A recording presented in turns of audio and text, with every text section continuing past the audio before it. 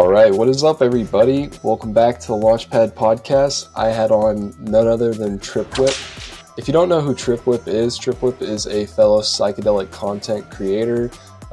He first started out on YouTube somewhere around like 2019, I think it was, and that was when I first caught on to TripWhip's content, was somewhere around 2019, finding his YouTube channel. And he was actually a pretty big inspiration of mine for creating my own YouTube channel and then later podcast. So yeah, if you want to check out some of TripWhip's stuff, all of his links and socials will be in the description down below. But other than that, hope you guys enjoy our conversation. It was a lot of fun.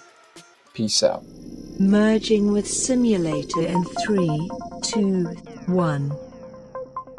State of consciousness. Like, I remember one time you were like, is alcohol psychedelic? That's one of my early ones. Yeah, dude, that was so funny. You got drunk and then you like tried to induce an altered state of consciousness through meditation. Please tell us what happened there. Oh, that was funny, man. That's going way back. Yeah, I just remember. I think I was listening to some like psytrance song, and they were talking about how, you know, if you want to meet, like, I can't remember what the song was, but it was like they just, you know, how the psytrance do like random weird samples. I remember in this one psytrance track, they were talking about how if you want to meet the Yeti, you have to get drunk and go into the forest.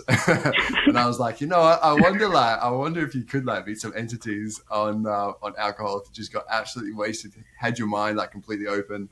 So I got drunk and I got properly drunk, I remember, and I couldn't meet any entities. I didn't come anywhere near close to like what I'd call a psychedelic trip, but it was definitely different. It was way different to what I would experience if I was just drinking with friends. And that really opened my mind, because I remember I got drunk. I went up into like a black room that I had at the house and just started meditating, and which is what I'd always do on psychedelics. So it's kind of like my mind associated, you know, the space with this action, with getting into these deep places. And so the alcohol, I don't know how it was working, but I just remember just feeling insane body sensations around me, which is, you know, stuff I'd never experienced before.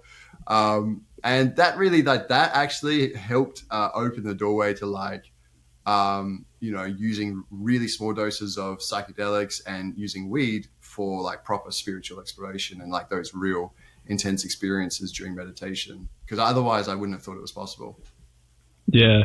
You know, there's something interesting to me about that realm of GABA agonists and their potential to, like, because, you know, you have alcohol, which is a GABA agonist, but like, you know, something that's been coming to market here in the United States is like these Amanita muscaria products. And then also, you know, I was talking to a guy a couple weeks ago who was telling me some stories about how he's gotten into some very weird places with like Ambien, you know, and so true. Like there's something to like that delirium sort of psychedelic state, which, you know, I know you've made like trip reports on TikTok and stuff of like, you know, the Mad Hatter and DPH and stuff, that delirium side of things. But yeah, it's a weird sort of realm, isn't it?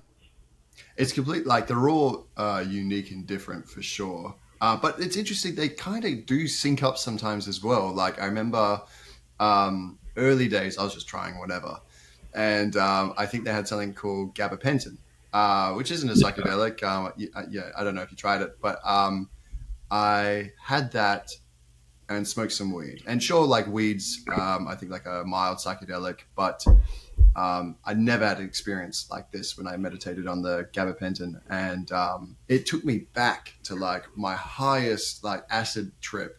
And it just started just explaining everything I'd experienced. It was literally like, it was just a super information download, but it was done in I don't know, in a way that was just so convincing and and like, I don't know, like really explainable. I remember it well, and unfortunately I haven't, because I was like filming at the same time just so I could like talk about what I was like learning and seeing straight after the meditation. And I haven't watched that video for a while, but I need to rewatch it, because it was just basically explaining like the entities I'd seen, like their place in this reality and all sorts of stuff like that. So even though it's a completely different substance and it affects you and like your sensory experience in a unique way that's different from like, I'd say psychedelics, somehow it does get us in touch with the same information, or at least it has the capacity to.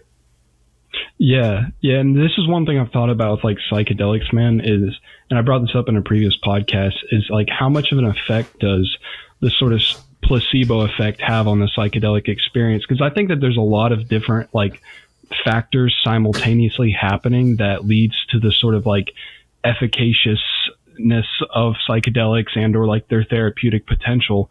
But I do think an aspect of it is the sort of placebo effect in harnessing the power of your mind to create sort of a somatic change and or like step into the reality that you want to go into.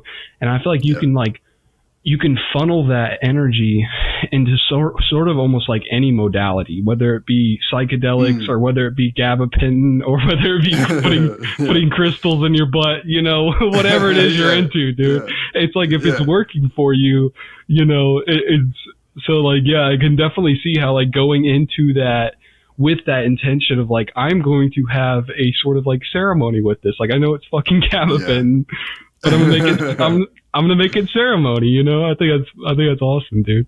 Yeah, it's exactly what it is. Like that's for me when acid started becoming like too time consuming. I was like, oh man, I hope I can use like weed. Like I want to use weed as a psychedelic, but up until that point, it had literally just been like I'll smoke it, you know, kind of goof off and muck around, unless I was mixing it with other psychedelics. And then I remember just having like a really long break from it. It was probably 6 months. I didn't smoke anything. I take anything because I just really had the intention of making this a psychedelic experience when I finally did smoke it. And then 6 months went by. I had the date planned. I was like, this is the day. And I just smoked like all the weed I had at once, just like loaded up like Keith. I just put everything in there, just did it as quickly as I could, lay down, started meditating and just blasted off. And I remember like literally meeting entities on that one and seeing them, and it was just like by far the most intense weed trip I'd had, by like not even comparable to the others. And then after that, it was like a doorway opened, you know, and I kind of was able to tell myself, you can use weed in this way. And that's all it really requires, is that faith and that belief to say this can be used in this way. And as soon as that happened, it didn't matter if I'd been smoking weed the night before. Yeah, if I set the intention, I could lay down and have a proper trip. So at that point, that's when my doses like came way back. I saved a lot of money. You know, I wasn't taking like 3 tabs anymore to like go to a deep place. I'd just take half a tab, meditate, set the intention, and I'd be able to go to the same places I'd been on much higher doses. Yeah. This is something that like I've had to like reevaluate in myself and like work on a lot, is sort of like the relationship that I have to weed. And like I've thought about this by going through that journey myself. It's something that like I've thought about a lot in others, like their sort of relationship to weed, and what you're describing of like setting that intention to use that as a sort of positive thing instead of, you know, mucking around or whatever it is how you put it. But like, you know, it's and like, cause you know, everybody talks about with like psychedelics, like the, you know, these more hardcore, like serotonergic psychedelics, setting your intentions. And, you know, I think that's important, right, but I had to come to the realization, dude, that like, it was almost more important for me to like set hard intentions on my weed usage and like interacting with that medicine more so than the serotonergic psychedelics. And I know that might sound irresponsible, but like the reason for that is because, you know, weed to me has this sort of spirit that's like very malleable. You know, like if I wanted to like, if I wanted to muck around, or if I wanted to like watch TV extra hard or whatever, you know, like weed's gonna let me do that. You know what I'm saying? Like, but if I also want to use weed to like, you know, really enjoy like a trail run, or, you know, like clean my house in a crazy way, like weed's gonna let me do that too. So it's like having hardcore intentions there. And like I think intentions with like, you know, serotonergic psychedelics is super important as well. But I've like, man, like honestly, I've come to the realization also over the years that like with something like mushrooms, I can just kind of take it in like this good faith, you know, have the good set and setting, but this good faith that like the right sort of agenda is going to play out. And like, I just hold that intention of like, I'm going to feel deeper into whatever it is that I'm feeling at this time. Cause and I was talking about this on the last podcast I recorded, but like, it's almost like when you set these certain expectations, like these really hard, clear expectations sometimes, you can potentially set yourself up for failure in the way that it's a letdown if you don't have these certain questions answered. Completely agree. Yeah, I think also with the more intense psychedelics, the intention is kind of like the most important part of setting intention. If you've taken psychedelics enough, that's kind of established. It's like, I know what acid can do. I know what mushrooms can do. Like, I'm not expecting to take this substance and just, like have a chill out day with like no challenges and just kind of and feel some euphoria. Like, what kind of to expect. And of course it can change, but you're going to be open to, whatever experience. Whereas with the more minor stuff like weed, and even just outside of weed, like I've been experiencing this myself in like just, normal sober living. It's like you can have a multitude of experiences. It's so important. I think that's what, I'm kind of integrating for my psychedelic trips at the moment. I'm in the process is setting your intention when there are so many outcomes that are available. Like right now I work a couple of days a week with disabled children just for like support work, and I just have some like consistent income. And for me, it's like the days can be very challenging sometimes, or they can be, and I've just started to realize they can be really beautiful. And it's like when I used to trip, I would say to myself, no matter what, keep positive. That was pretty much the only intention I would say. It was like, you're going to experience whatever, but no matter what, stay positive. Because, with psychedelics, like if you go into a negative headspace, where it can kind of spiral into. And I started doing the same when I was having these support shifts. And man, I tell you, like it made a massive difference. Like I'm walking around with this one disabled boy who I love. He's awesome to work with. And I'm just saying to him, I'm like, bro, like look at the trees right now. Like, is it normally this pretty? It was like something actually switched to my head that made me like kind of trip. And he was like, yeah, it is extra pretty today. And we like hyped each other up, man. And so ever since then, it's like whenever I work these shifts, I set this intention to just have a great day. And it's been kind of changing for now, fingers crossed, but it's been kind of like changing my life a little. So yeah, I completely agree. Intention setting is one of the most major things when it comes to minor psychedelics. Yeah, no, what you were just describing there about like that sort of feedback loop you got from your connection with this disabled child. It's like one thing I've noticed, and I have to remind myself of this, it's like whenever I start to get into like a bad place or I'm feeling down or a little bit blue, whatever, like one of the quickest ways for me to like interrupt that pattern is to either like do something really nice for somebody else, like an act of service in a way, and or like a just like genuine sweet moment of connection, like a conversation or something like that, And there's something to that, man, of like being of service. And I think what you're talking about, like setting that intention of like no matter what, I'm going to be positive, that like allowed you that day to be of service to him, because you were of service to him, it immediately got like the universe mirrored that, and you immediately got reflected back to you. It's so true. I think sometimes it can be hard to actually give yourself permission to be like happy. Like I've noticed the first time it happened, everything was kind of right. Like I was kind of on top of my stuff, and I was like being really productive. And so I said to myself, just have a great day, and it was really easy. But then as it's kind of progressed with each week, sometimes I fall behind my schedule, and I say to myself, all right, what the intention is today, just be happy. But I have these thoughts keep creeping up, and I'm like, we can't afford to be happy right now. Like we need to like think about this stuff that needs to be addressed. And it actually does have like I notice that I'm not being as present and as like enjoyable for the kid that I'm working with, because my mind's not completely there with them. So yeah, absolutely. Like it's not, you have to remind yourself it is like, obviously, like there's nothing more important. I find like all this other stuff is just a game. It's a distraction that you're giving too much power if you're allowing it to take you out of the present moment. But also by being present, you are going to benefit the people around you as well.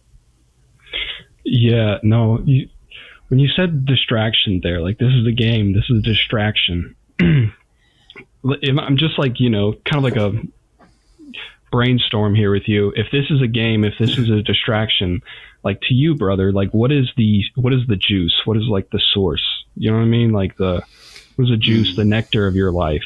Just for TripWhip. Do you mean like on like in a non-psychedelic way, just like in a common sense sort of way? Yeah, just like your life. Like, what is that thing of like meaning that, and you know what I mean? Like, if this is Yeah, I get you. yeah. I think for me, like, I think it has to be the present moments. Like, I know as cliche as it is, as cheesy as it is, like, I think if I'm kind of leaning into it and being realistic with myself, I think that's what it is. Because in like the moments of when I have clarity, I always feel like I'm completely present, and I remember and remind myself that all of this other stuff, like, oh, you know, I don't know, you hit this amount of subscribers or you made this amount of money this month, it actually has no effect on my present moment. Like, it literally changes nothing. You know, maybe I can get a bigger house for myself. Cool. I'm only going to ever be in one room at a time anyway. You know what I mean? So it's like nothing is literally changing for me at all, no matter what is, no matter what I'm achieving in that month. It's only ever changing because I'm telling myself in this moment, this is the context of my current experience. But I can do away with that context, you know, if I really want to. But I think for me, it's, I don't know, like, yeah, I mean, honestly, that if I'm being honest and realistic, I think that's what it is. What about yourself? No, I think that's a good answer, because if you like think about it, if I think about it, I guess I should say my best like memories in life and moments seem to stem from that fact, like I was present in them. Yeah. And yeah, I guess like for me, man, I would have to agree, like that radical presence, you know, like that absolute flow state that allows me to like show up as the best version of myself for the people that I love. You know what I mean? Kind of like you were describing with that disabled child or whatever it is, you know? Yeah, exactly. And I think also, like, it's not to say that you can't play the game and also be in touch with that mindset as well. You know what I mean? Like, that's a part of this challenge, as well as letting go of outcomes and kind of being more connected and present with like the journey. Again, all of it's super cheesy, but like that's what it is, you know. I've been like listening to like Miyamoto Musashi quotes, and just because I like the hardcore like samurai influence, and he's talking about, you know, like you set your goals and then you don't look back. Like, as soon as you set your goals, don't waste any time thinking about, you know, creating new goals. The goals don't matter. That's not the point. The point is the process. The point is, like, you just give yourself something to then focus on, let go of all the distractions, and just get into, you know, start to learn that flow, start to learn that meditative headspace. That's the point of pursuing goals, not the outcome. Yeah. I found that like on days that I even on days where I haven't really achieved anything tangible, it's like if I go to bed knowing that I made a genuine, like, concerted effort towards like achieving and or manifesting the sort of reality that I would like to be in, you know what I mean? Like, and utilizing my life force for something that I think is actually meaningful. Yeah. That seems to bring me a lot of peace and satisfaction, man. Like when I'm going to bed at night, you know.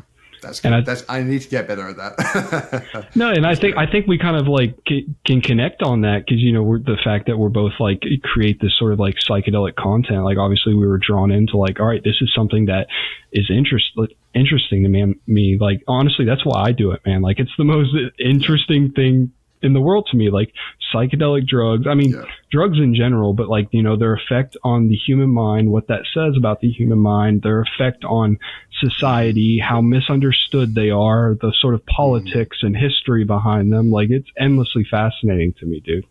Yeah. Yes. Yeah. So, okay. So on the topic of psychedelic drugs, I got to ask you, what would you say is like your favorite, if you had to take one now to the grave, like this is the only one you can do, what's your favorite psychedelic drug? Acid, hands down, acid. Nice. There's no competition for me. Yeah. What about you? I probably DMT. Yeah, probably DMT. Nice. Well, but that's the thing too, man. It's just like DMT is also just so intense. I would say like DMT is that like intense one. Mushrooms are like the sort of like the one where I do work, it feels like. some work, like Sure. some inner work. And I really like for recreational purposes, 2CB. Oh, true. Well, yeah. True. Have you done Never 2CB? tried 2CB. No, never. What's it like? Like, what's it most comparable to? Oh, dude, I feel like you would love it. It's got like it's got this weird like sort of balance between LSD and MDMA, and that's not a perfect way of putting it, but like it's got sort of the empathogenic sort of energizing feel of MDMA. It's not as hardcore, but it's got that touch to it, but it has a very visual sort of like headspace, like very comparable to acid, without it being too like without the headspace being way too sort of introspective. So it allows for that sort of like recreational value to it. And it's nice because its mechanism of action is just like that sort of serotonergic agonization, not that like serotonergic dump like MDMA. So you don't have that. Yeah, you don't have that really nasty whiplash effect from it. But nice. Yeah. I can imagine that being a good party drug then. Yeah, dude. Yeah. So I've been watching like your journey for several years now. And, you've experimented with a lot of different substances. It sounds like you've had some crazy experiences. How do you integrate a psychedelic experience? Because this is like a big buzzword right now. Totally. Integration. There's even like, you can hire an integration coach and, you know what I mean? That's smart. It's, how do you like, I mean, I'm sure that that's always changing, and I'm sure it's like you've trial and error over the years, but like, how do you kind of integrate your psychedelic experiences, man? I think at the time, when I was majorly tripping, something did click in my head at one point, because I did originally have some depression and anxiety before taking psychedelics that I wasn't even attempting to deal with. I just thought it was just like who I was. It was a part of who I am. And then I started taking psychedelics. It started showing me the patterns that had led to that mindset, and how kind of much I was fooling myself, how there was a greater truth that I was kind of avoiding. And I was very lucky in the fact that I didn't actually have to do much work to undo my depression and anxiety. It did just kind of undo itself after tripping quite a lot. But there were other things though, there was like a state of just like presentness and happiness and freedom that obviously I wasn't always in touch with, that I was able to access on psychedelics. And I think, it was helping me realize, because the way that, like, for me, one of the major differences with psychedelics over like prescription drugs is how it could help me achieve a happier state and kind of explain a logical bridge to get to that place. It could, help me understand that this headspace I'm in is something I can access while I'm sober. And this is how. So like the first time I ever tripped, it was showing me the beauty around me, but it didn't feel like a synthetic beauty. It felt like I was actually noticing something that had always been around me that I just had been blind to this entire time. So once I sobered up, I was kind of, just looking around my environment a little bit further, a little bit longer, and just kind of trying to see what I was noticing on that trip. And sure enough, after a long time of doing this, I absolutely take in the scenery like I've never taken the scenery in before. But it's a long process. I'm absolutely still, at the very beginning, I feel, of integrating what I've learned from my major psychedelic trips. But I did get to a point where I started getting the same message over and over. And that's when I kind of felt like, okay, it's time for me to stop tripping, and I need to see if I can access, or if I can achieve this message, this lesson off of psychedelics. And I've been doing that now for, I don't know, maybe I've microdosed, but other than microdosing, I haven't tripped for like a couple of years. And I've been in this process of just trying to, achieve this presentness and this euphoria while sober. And it's been working, as I was saying to you before, like setting the intention in the beginning of the day. That's one of the most major things. But it's also just all of the lessons that I would take into psychedelics. For some reason, I just wouldn't apply those to sober life, but they absolutely are applicable. Like, how you deal with psychedelics is how you deal with life.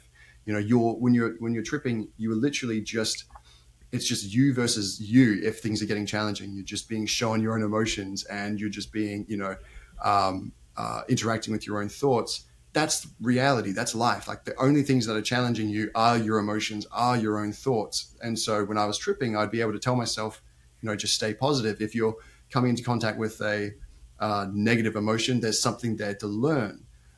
Sit down with it and ask yourself, what can I learn from this experience? And I wasn't doing that when I was sober. If I was feeling down, I would just be like, okay, something wrong has happened in my life. This just is what it is. So it's just applying the same stuff, the same techniques I'd apply to tripping to when I'm sober. That's kind of where I'm at the moment. And I found that it's definitely working. My life, my mental state is improved like tenfold from before I was tripping.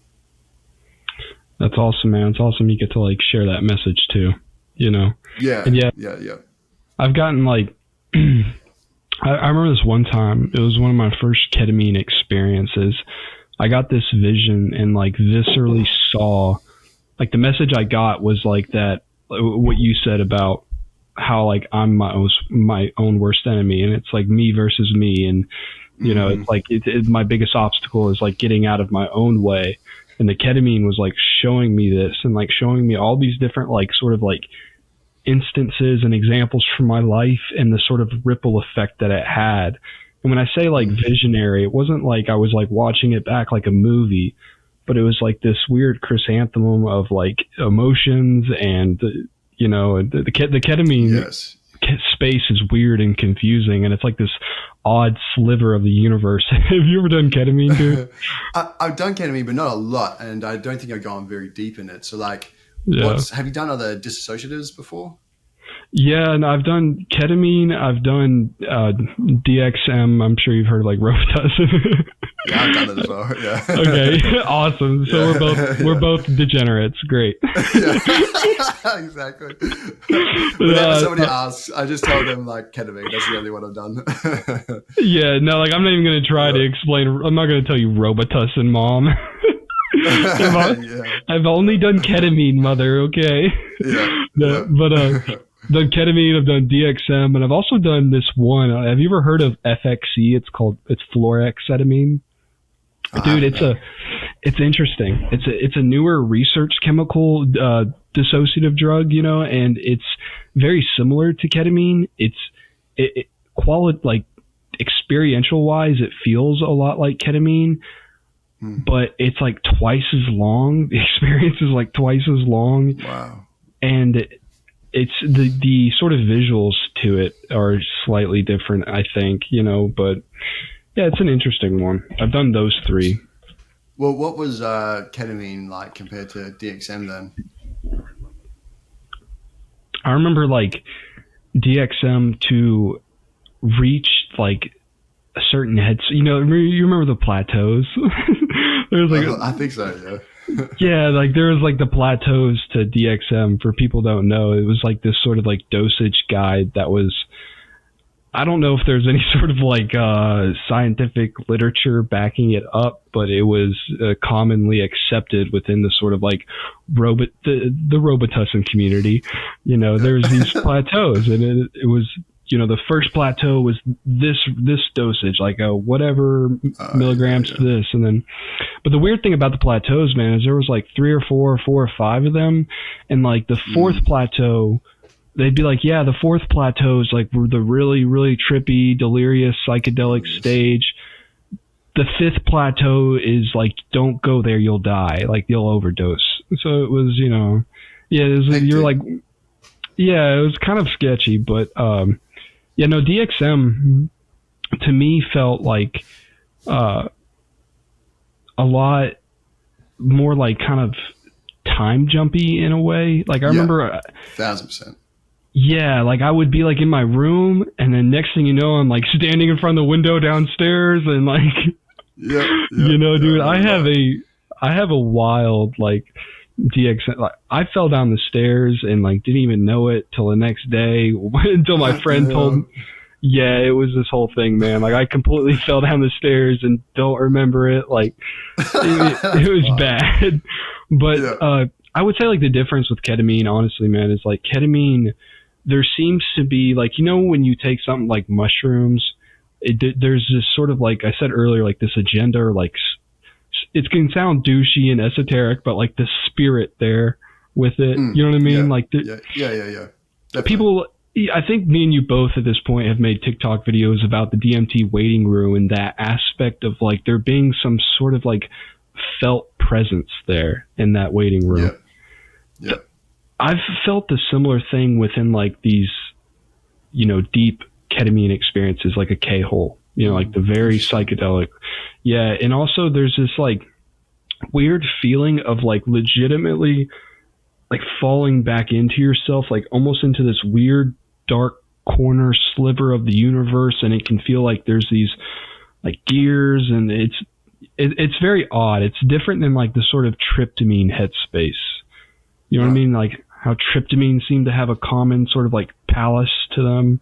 Yeah. Yep. Yeah. I get you. Yeah, okay, and I'm at sort of a loss for words. I feel bad, like, because it's hard to, as you know, it's hard to put these things into words. But yeah, ketamine, I can definitely see how ketamine has a more sort of applicable usage in a therapeutic setting. One, just for like the shorter duration, and there seemed to be something within the experience itself that lended itself towards these sort of like introspective, inner working type of, Okay, so is it like, do you come into contact with like any like obviously you feel the presence of something, but do you ever have like direct contact with like intelligence or something like that? And like, do you get similar lessons to psychedelics then? See, like I've read reports of people, having entity contact on dissociatives, but I've never had that. I said like there's like a presence, and like maybe that's not the perfect way to put it, but there's like some sort of like, spirit to this thing going on. I will say though, I smoked a DMT one time on ketamine. I had like just K-holed, and I came out of the K-hole, and I took another couple bumps to like kind of extend the experience. And I got this feeling like come out of the K-hole that I wanted to smoke DMT while I was on ketamine. So that's kind of like another reason why I redosed. But yeah, I smoked DMT on the ketamine.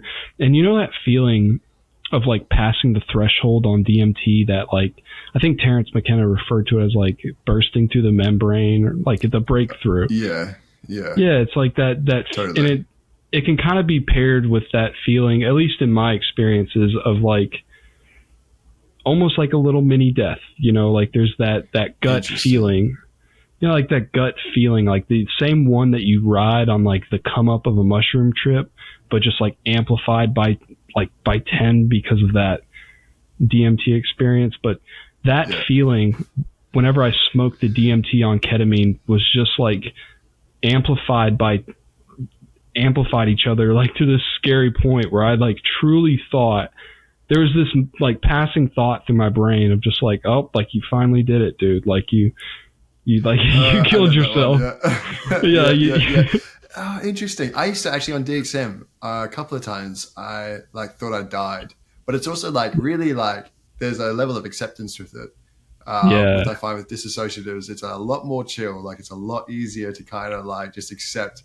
Like for some reason, people always talk about they feel like they're dying on DMT. It's just the worst. Like I don't want to die. Like this is the worst. And I'm sure I'd be the same if I like thought I was dying. But on DXM, it's like, oh, I might already be dead, but it's cool. Like it's not so bad at the moment. It's way more chill. Just 1 second. I'm just gonna grab my coffee. I've got it. So have you you've done acid before? Yeah, I've done a good amount of acid in my day. I love acid, dude. The only thing about acid for me is that like, and this is something I had to realize about like any sort of thing I put into my body, is that there's a trade-off to it. Like even with coffee, even with weed, even, and like the trade-off that you get with psychedelics is like very fair. Like it's a fair trade-off for the amount of like sort of benefit that you can get from like this sort of like, the next day you can be kind of tired for like a day or two, and have that sort of day or two of physical recovery. But I've noticed that with acid, man, it takes a lot out of me, where like for 1 or 2 days afterwards, it's like I'm very tired and lack a little bit in motivation. I know it's just like sort of a physiological thing happening, but whenever I take something like mushrooms, it's much easier for me to just kind of like pick back up the next day and not feel such a blowback. But I love acid. That makes sense. I think like acid would be my drug in a different lifestyle. Like when I was taking a lot, I obviously had a lot more free time. I don't have much free time now, but I'm hoping that I'm building something up for myself where I will have some more free time. So once I had that free time, I'd go back to acid, because I love the days after. It's almost like you have an excuse to yourself that I can't do anything. Like all I can do is chill and relax, and it's so hard to give myself permission, So I think that's probably like 50% of the reason why I used to trip, is because it would give me 2 days after where I would like guilt free just relax, and that'd be always. I love that part. But I actually miss tripping. I haven't tripped for a while, and I really want to get back. Like I want to do it. It's a weird place I'm at the moment, because I've tripped a few times in the last 2 years, but they haven't been major. Like I had DMT once. I think I had acid. Actually, probably was more than 2 years ago I had the acid, but I had DMT within the last 2 years. And I remember like literally, the full feeling came over me. I remember very quickly blasting up and seeing entities, and it was all really positive, and they were kind and everything. And I just remember being there and being like, I'm not meant to be here right now. Like I'm not meant to be doing this right now. And it was beautiful, and I didn't have a bad trip. I haven't had a bad trip that stopped me from tripping, but for whatever reason, I'm right now, it feels like I'm in the middle of doing something, and I'm just hoping that eventually I'll go back to tripping, because it was just a level of fun, man, that is for me unparalleled. It's amazing. Yeah, no, it's like truly kind of religious, like the sort of experiences that you can have. But that's interesting. You're sort of like like hearing about your relationship, how that's evolved, and sort of like where you're at in life. And if you don't mind me asking, like what exactly is it that you feel like you're building towards? Or are you still kind of like figuring that out? I know you mentioned like having more freedom, more time on your hands. So if I had to guess, it's like sort of maybe building a career type that you'd like, or some financial freedom, stuff like that. Yeah, I mean, I've been putting a lot more time and effort into TikTok, and it's been paying off well. Like unfortunately here in Australia we do get paid per view, but like we get sponsorship money and stuff like that, obviously. And so kind of from that, at the moment just developing like a business to then kind of market through the TikTok and stuff like that, which will be nice. And I just love this sort of stuff. Like I love talking about psychedelics. I love just being able to make my own videos. I love creating videos. I love to be able to get a little bit more creative with the sort of like videos or films that I'm making. And just kind of setting up a situation where I can do that. Like I can do it all the time right now. Like I don't have to do the support work, but I think it'd just be nice to just have a little bit more, like not have to stress so much, in getting that income and making it consistent. Yeah, no, man, that's something like I've been feeling into myself with like creating content and like trying to build something like that, because I've come to the realization that like I think that one of the most fulfilling things that I could do with my time here in my life is to like truly pursue the things that I think are the most interesting to me. Like I said earlier, like how I think this stuff is like the most interesting thing in the world. And so it's like if I can somehow, using magic and or manifestation and or goal setting, you know what I mean, be able to step into that reality where my life force is dedicated towards like exploring and creating things that are valuable to people and having that fairly reciprocated back to me. It's like that might be my like little mini enlightenment in this life. Totally. There's nothing more enjoyable than this, man. Like when I think about it, like there's so many people who I could have a look in the followers list or something like that, and I could just like point my finger at this person, and they could probably be like a best friend of mine in real life, you know, if I knew them in person.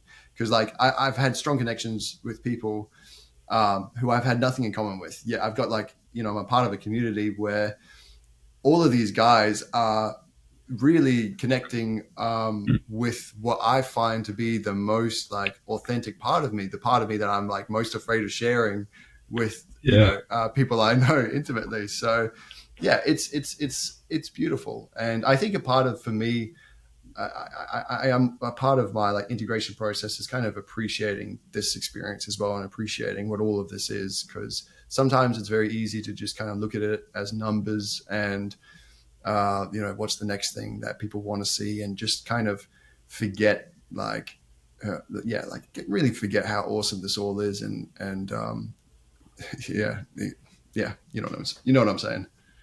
Yeah, man, mindfulness. I mean, like, it's really like it's crazy how like whenever I find myself really kind of becoming manic or whatever it is, like, it's just, I'll have to be like, okay, I'll look at my breath, and it's usually like this like shallow, very quick sort of breaths that I'm taking. It's like, all right, let's take some breaths. It's like, all right, so what am I doing right now? And then there's a sort of compounding thing that happens when you start to integrate and do that mindfulness work every day. You know what I mean? Or just make it a sort of like sustainable part of your lifestyle. You know, like the same thing with like something like diet or exercise. I don't think the key to that is like adopting something that is just like the hardest thing to do. It's like bringing things into your life that you want, that you can like have as a part of your lifestyle for good, because you like doing those things and you want to do those things. You want to show up for those things, you know? So like whenever it came to like meditation, you know, I realized like one of the best forms of meditation for me, like one of the things that I get the most oomph out of was like walking meditation, you know, like just like walking through the woods with some like Buddha flute on, you know, and just, yeah. you know, dude, just getting after it. And like, there's 100%. Something about that steady state motion, you know, with just like some like good fresh air to breathe and some trees to look at, dude. There's there's something special to that. So I'm with you, man. Mindfulness, I think it's super important. I think also because it's been like quite a while since I've tripped, it's a little bit harder for me now. Like that's I'm probably due for another trip, to be honest. The more I feel like I've been talking about it with a few people, I do feel like it's kind of I'm gonna have a proper one very soon, because it's weird. When I was tripping like once a week and then once a month, it was, you know, very easy for me to just have that refresh, that reminder of what's important.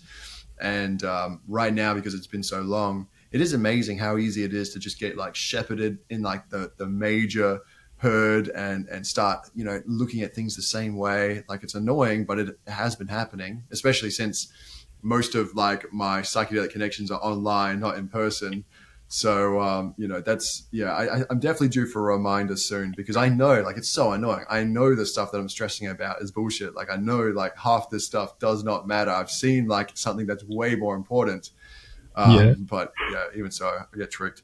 You know what's funny about that to me, man? It's like I get caught in the same cycle, and then I don't know if you've experienced this in like the DMT space, but there's this thing that reliably happens to me over and over again in almost every single experience, where it's like, you know, we have all of these like earthly problems, and like you're talking about, you get caught in the sort of momentum of it, or whatever it is. It pulls you in, you know, the illusion, and then you go to that DMT space, or I go to that DMT space, and I always get that like, dude, it's gonna be okay. Like, for real, like chill out, dude. Like, it's not that big of a deal.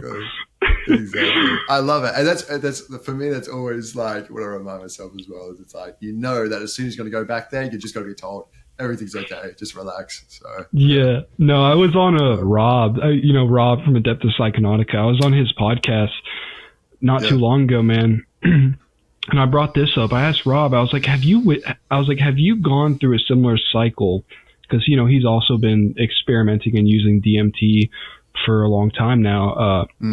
But I described this cycle that I've witnessed in myself of like, I will have these DMT experiences, psychedelic experiences in general, but especially DMT.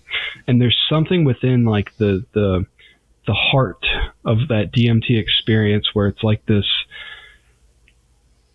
thing that I can't like deny, at least while I'm like in the experience, because it's so real and it feels like, I don't know what you would want to call it, a spirit, a higher force, God. Like, I think there's a lot of different ways we could try and like describe it, but there's really no perfect way to put it.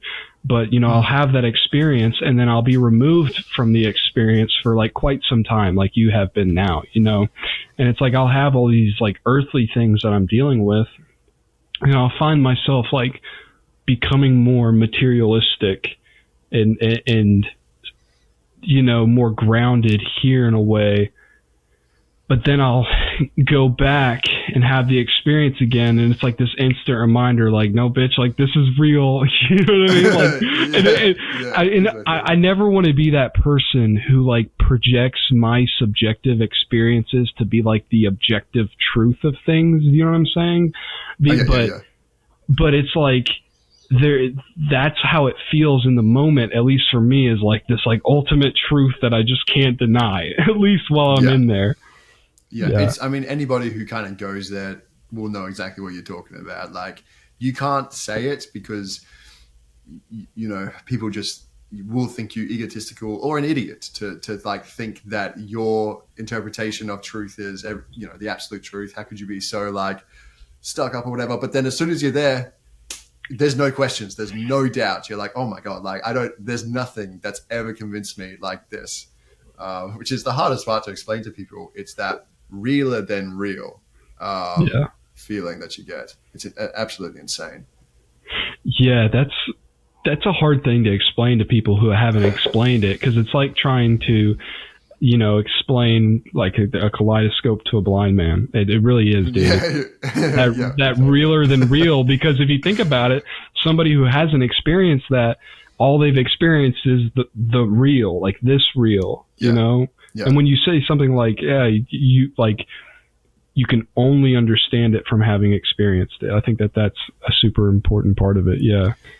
The closest thing I could compare it to would be like how we feel when we wake up from a dream. It's like you wake up from your dream and you're like, okay, it's okay. Like, I'm back in real life and that was made up.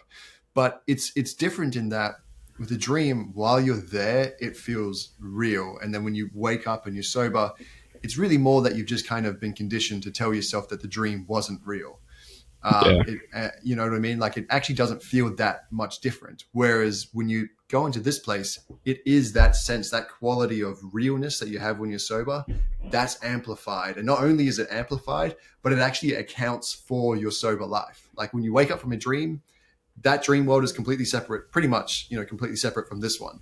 Whereas when you go into the DMT world, it's explaining like the mechanisms of this reality. It's explaining all the pieces, how they all come together. Your clarity on this reality is just like, maximized. And then you're in this other place, and this other place, like that sense of realness you have when you're sober, it's just beyond question when you're there. So like that's the closest I can get to explaining it. Dude, I think I've heard somebody refer to it as like hyper sobriety, and I love that. Because there is, there is that feeling of like, oh, this is what shit actually looks like. You know what I mean? Yeah. And it's also that clarity as well.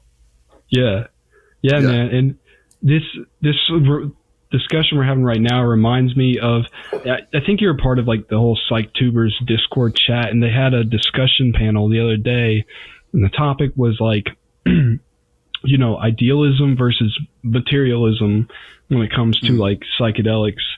And, basically that idea of like, oh, well, is it purely a function of like physical properties that we can explain away? Or is there some, mystical, magical shit behind the curtains? Essentially was like the sort of argument that they were having. But like, after your many years of psychedelic exploration on yourself, and of course, like, it seems like you're interested in this stuff, so you're probably study up on it a little bit and stuff. What is your viewpoint on that the sort of, you know. I'd have, okay, so I think for me, the first thing, and I've said this a few times, is like, I think if you're going to discount like the psychedelic experience, you'd have to discount the sober experience. Because yes, like, okay, you can say that that quality of realness is associated with, you know, X, Y, and Z chemicals being, you know, manipulated in this way. But then that quality of realness when you're sober is a result of those same chemicals just being manipulated in a different way. And it's like everything that you're experiencing when you're sober has a dependency on, you know, a chemical mechanism. So we all happen to be aligned chemically in this sober reality. So we are having a consistent experience, and we kind of determine that reality is real and objective and outside of us because we're all having a consistent experience of it. But of course, when you trip, and we all are, like if everybody was to be dosed with LSD, we'd be having a different consistent experience.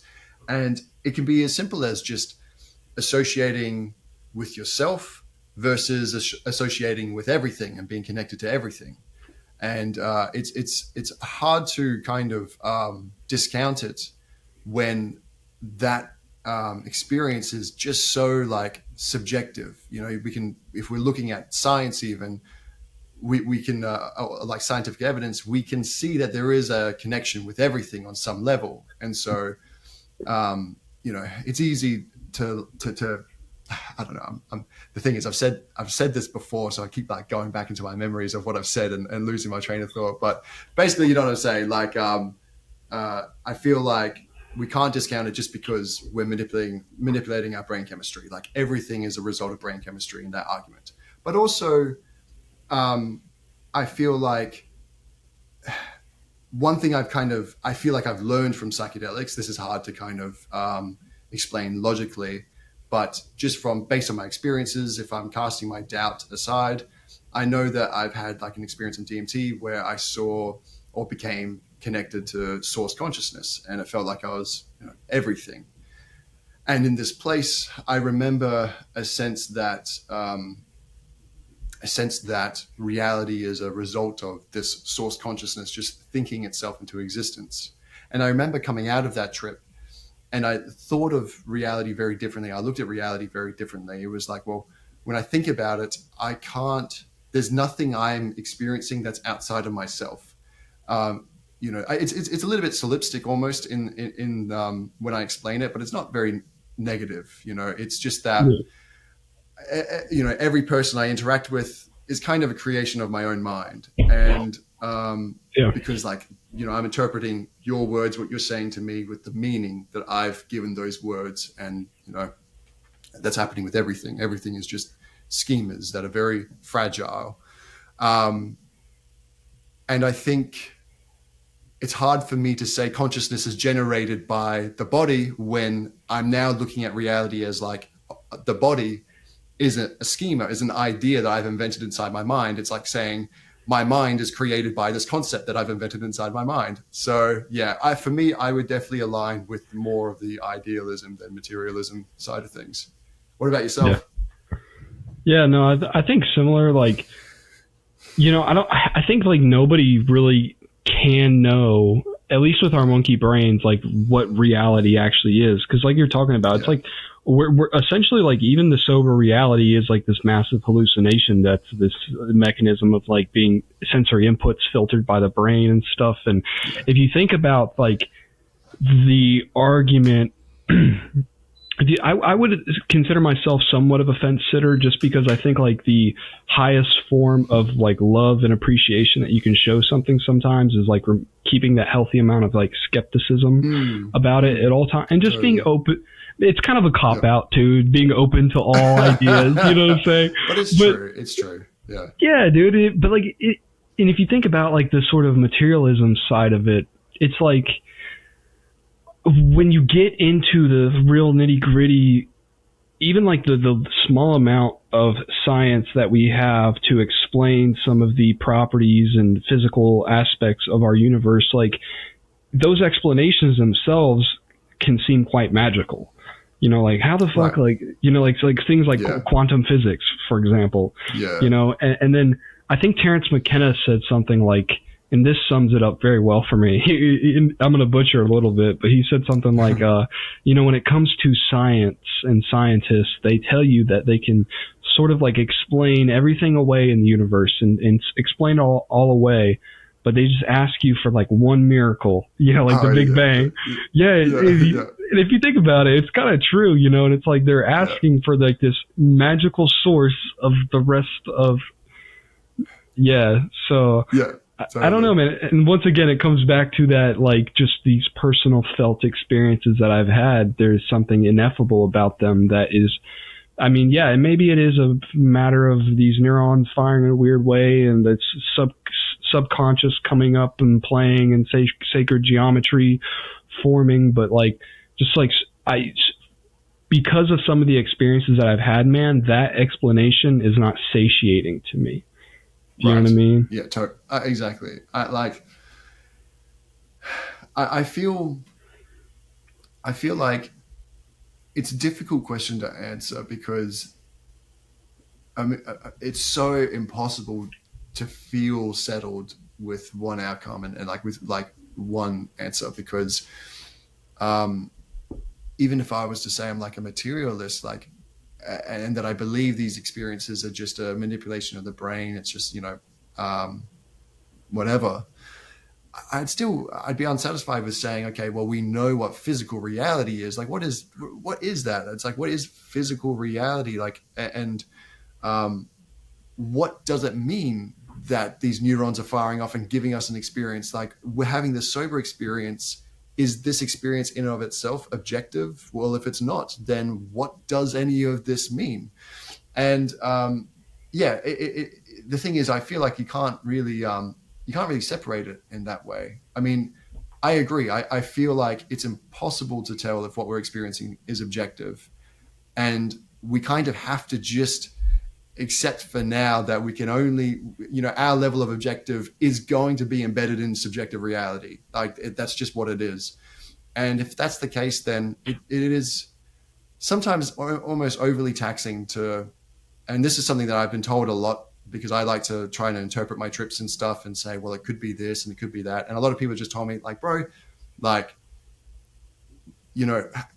reality could be that. Like, everything you're going through could be this or be that. But when you're having a conversation with a friend, you don't say, oh, my friend is just, a creation of my mind, and so just take what he said with a pinch of salt. It's like, my friend said this to me, and this is the lesson I learned. So if I'm meeting an entity, I don't have to say to myself, the entity could be, this or that, and that's why I have to take it with a pinch of salt. It's just, I had this experience with this entity. It felt realer than real. As far as I know, that is what it is. And I don't say that's the answer for everybody. If you're intelligent enough to dissect it. But for me, my brain is limited. That's where I'm kind of like settling for now. Yeah. Yeah. There's something too, man, about like, sometimes there's not even necessarily like a direct message that's required.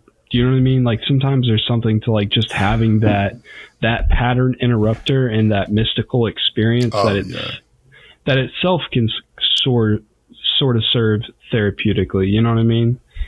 Yeah, completely. I think that's kind of where I probably would benefit from a trip. It's like, I do feel like I am going to get the same lessons, but it's just a matter of having that break from that flow of thoughts and of stresses. It's like a holiday, you know what I mean? Just you could step back, separate for a little bit, get a better perspective on things, and then come back at it again. Yeah. Okay. Yeah. So this is going to be a real loaded question here. So I hope you're ready for it, man. All right. So Mr. TripWhip, the DMT daddy over here. From your many years of personal exploration, if you had to just shot in the dark, give it a guess, what do you think is going on in our universe? And what do you think the sort of connection between like the afterlife and DMT is? Or do you think there even is a connection there? I know it's a very loaded question, and like, please put all the disclaimers necessary, like, but yeah. All right. Obviously I have no idea. First disclaimer, obviously I have no idea.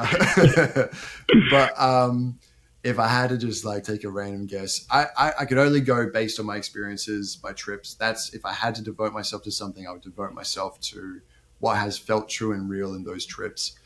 And from that, I would say it's something like, you could call it a simulation, but a simulation, again, for us, what we call a simulation is very different to what a simulation could look like in 1,000 years. You know, right now, a simulation is a result of a machine generating a reality. But even in 100 years, that machine could be integrated in our brain and we could think, you know, a simulation into existence. And so there's a sense of this reality being a simulation, but I think what that means is something like a God's thought. It's like, I remember once having an acid trip and I saw two entities talking with each other, but they weren't entities. They felt like an aspect of me that were embodied in an anthropomorphized form. And they were like two ghosts just communicating with each other. And then they were like, oh, I completely forgot. One of them said to the other one, and it was like, we don't exist. We're just thoughts. And everyone was like, oh yeah, I totally forgot that too. And they were both like, let's just stop thinking. And as soon as they said it, they just stopped thinking. They dissolved. And I felt myself transition into this, like the source consciousness. It wasn't as deep as it was on DMT, but I felt like that's where I went to. And so I guess that's what I feel like this reality is it's just, it's just something like God having an imagined experience for fun. And I guess he wants to know himself a little better. He wants to separate himself from connection, experience, duality, so that he could then work his way back into a singularity, which is like kind of where it seems like we are working towards, to then know himself better. You know, he's kind of taking that holiday from himself to get a better perspective of what he is. Something like that. Honestly, something like that, as crazy as it sounds. And if like, I am very open-minded to none of that being true, but you know what I mean? That's just kind of the best guess I have. Yeah, no. Oh, and sorry, I forgot the other part of your question about the DMT and NDE link. I do think they are connected. I also think that it's like you were saying in the beginning of the podcast about how sometimes so much of this is a placebo effect. I think it's kind of like, we just need an excuse to be able to tap into this whatever this reality is. Some people can say to themselves, dance will get me there, singing and chanting will get me there, and they can go to that place. You know, most of us in the Western world, we need to say, we need to take this drug called DMT. That's the only way to tap into this. For other people, they're like, I need to die and then come back to life, and then I can have this experience. You know, it's like we just need whatever excuse to be able to tap into that reality, but it's one and the same thing. We just need, you know, we're finding different ways there. It's interesting. Yeah, it's like the center of the mandala, dude. There's all sorts of different modalities and drugs and things paths that can take you to that, the center of that thing. Yeah. You know, and if someone were to have paused this podcast right whenever I asked you that question of like, what do you think's going on in our universe? I'm sure like the answer you gave, they probably could have easily guessed that, because that's an answer. That answer you gave is along the lines of an answer that you can expect from a lot of people, at least like new agey spiritual people who have experience with psychedelics, and not even just that, but other different sort of like religious beliefs and stuff like that, you know. But I think there's a certain significance to that, right? The fact that so many people are sort of like, coming to that conclusion themselves, and not, once again, not saying that our subjective opinions are the objective reality, but I've come to a similar place of just like, you know, the sort of repeated message I've got for that, like ethereal, like overarching big message side of things of the psychedelic space is like that. It's like this reminder that, you know, the DMT space in particular seems to always give me this reminder of like, hey, dude, like it's a playground, like go play. There's always like this, like, hey, go play. You know, like you're like one of my little children. Like, go have fun, dude. You know what I mean? Like, there's something to that, man. You know? So when you said that, I was like, Have you ever got that sense that like you were like bored? like as God, you were bored, and that's why you created reality? Yeah, dude. Just as like it's kind of like I said, like go play. It's like, but with that, it's like this sort of reminder of like, oh yeah, like I made this game, like you know, like this, like oh yeah, this, and it's this. I've referred to it as, and I really like this. I need to like coin this, but it's like this gift of remembrance. You know what I mean? Like in that moment, totally. you know. And people talk about like that aspect to the DMT experience where it's like people talk about DMT feeling like home. You know what I mean? Yeah. And there's like Rob, I think, laid this out very well in one of his videos, but he was talking about this and he was like, if you think about it, home isn't like a particular place or like a geographical location. It's like a feeling, you know, and there's something about that DMT space where it's like you feel this radical amount of like unconditional love, you know? Yes. Yeah. But yeah, absolutely. I have gotten that feeling of like, oh, this is like this, the boredness, you know, and that's not a great way of putting it, but like this, that there is some sort of divine order to things. Yeah. Yeah. It's weird. I only ask because I know I had a weed trip where like after, you know, using weed for like more psychedelic trips, eventually getting reduced to like this nothingness and in like this void. And it was like, I remember being in this space and it felt like I was seeing like the beginning of reality, the origin of reality. And I got this overwhelming sense of boredom. It was like, I just need something. And then life, like it was like God was bored and then he created reality. And I remember feeling that coming out of it. And I didn't tell anybody because I was like, fuck, that is like so human, so dumb. You know, I was like making a video on the trip and I didn't want to mention it because I was like, it just feels so unrealistic to like assign such a human quality and such like a faulty human quality, or what feels like a faulty human quality, to like God himself or itself. But I remember online like seeing so many reports of people just saying like when, you know, they go into this void, they get the sense that they were God and then God was bored and he created reality. So it is amazing just how like fundamental or like not fundamental, how like common these experiences are and trips are. But when you say things like that, obviously the mind, the first thing you go to is thinking, okay, you know, we might be experiencing like sensing the origin of reality, and then we are translating it with a human quality or a human emotion to kind of make sense of what this is and all the rest of it, you know. So I don't know. I really don't know. Yeah. I think about that a lot, like the sort of like because, you know, like I'll have these experiences and then I'll try to put it into words and I'll like hear other people's trip reports or talk to other people about their psychedelic experiences. And it's like that concept of like, how do I know that like my purple is your purple? You know, and like people describe their psychedelic experiences. It's like, I know you're not able to like, I know I'm not able to fully picture what actually happened to you. Yeah. I guess you have to, it's funny, my brother is like super Christian now. And I was having this like argument, I guess you could say, with him, where I was talking to him about like, you know, it's difficult for me to subscribe to one particular religion when, you know, these, like this could just be different communities interpreting the same message in different ways based on like how they've been raised and all the rest of it. And although I still like take that standpoint, he did say something which was interesting to me. And he said, you know, he just trusted that, because I was saying, you know, how can you assume the way that you interpret the Bible is the objective truth versus, you know, somebody else's interpretation of it? And he just said, well, I trust that like how I'm interpreting it is being God guided, and that the way that I'm reading it is guided by God. And I thought, well, that's quite interesting. You know, when it comes to these experiences and these trips, it's like, it's very easy for me to discount them and be very skeptical and question them. But in the end of the day, if I'm going to what I believe, where everything is just kind of, it stems from this void, it stems from this place of silence or God's mind or whatever. If I'm just peeking behind it, it's not really a absolute answer anyway. It's like, okay, this is just interpretation for me to understand this deeper concept. But in the end of the day, I'm just meant to interpret it this way. And I guess, you know, for me, I'm trying to learn to accept that, you know, and not be as skeptical as I normally am to my experiences, if that makes sense.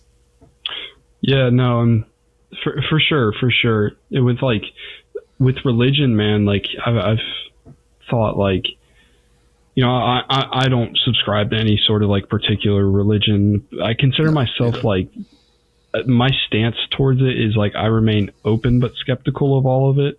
You know what I mean? In terms of like, I think in like almost all religions, there's like these like nuggets of truth that you could pull from it.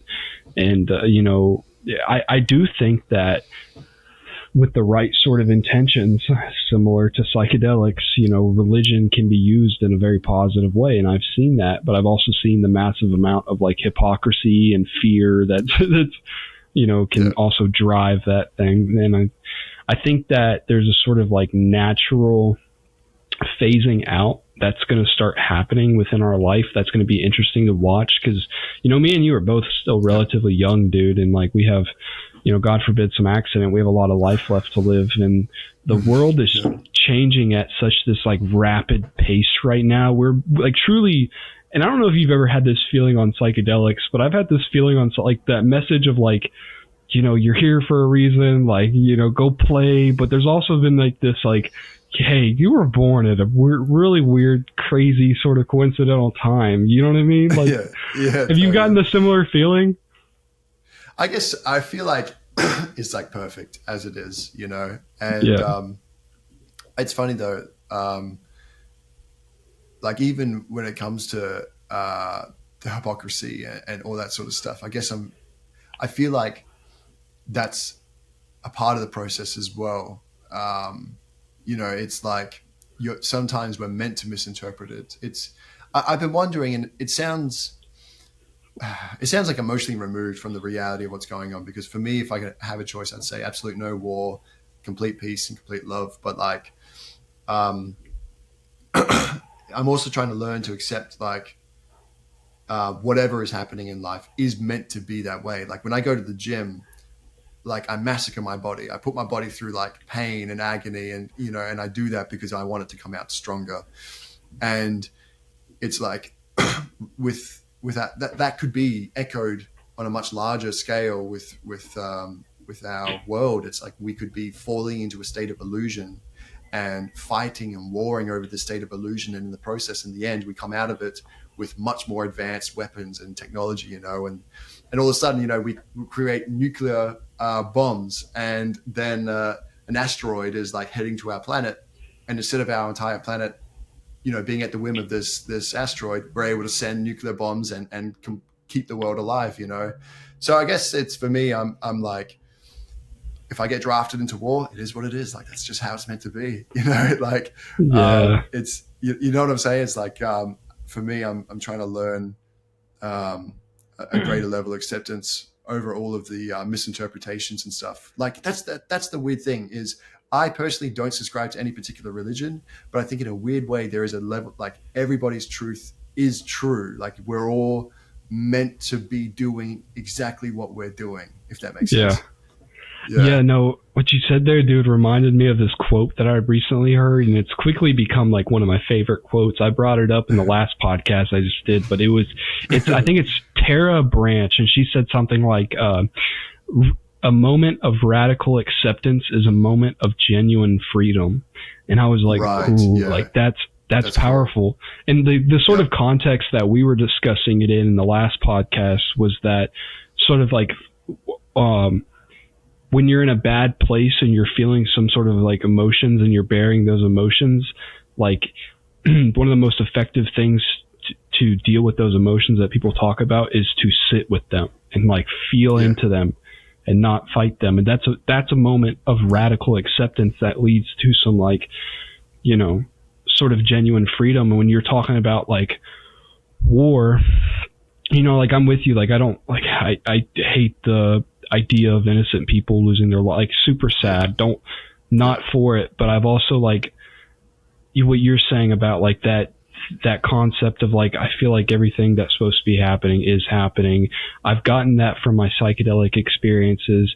One thing that my mother has told me since I was like a small child, and whenever I was a child, I thought it was kind of like bullshit and I'd brush it off.